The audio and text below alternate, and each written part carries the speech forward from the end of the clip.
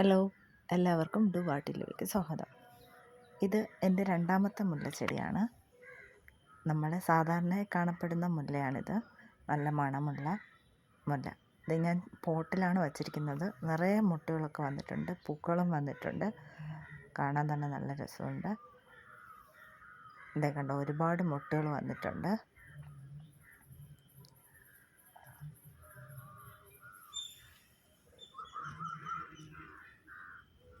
ഇതേ കണ്ടോ, പോട്ടിലാണ് ഞാൻ സെറ്റ് ചെയ്തിരിക്കുന്നത്. ഇതാണ് അതിൻ്റെ ഫ്ലവർ.